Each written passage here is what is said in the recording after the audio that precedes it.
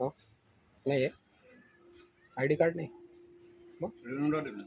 आणि हे ते लेटर आहे का रिकव्हरीचं लेटर पण नाही कोण आणतं देतात?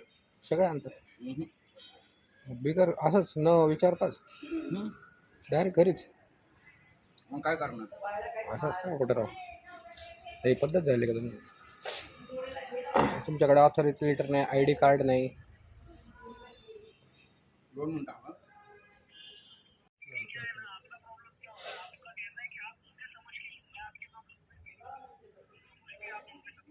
बराबर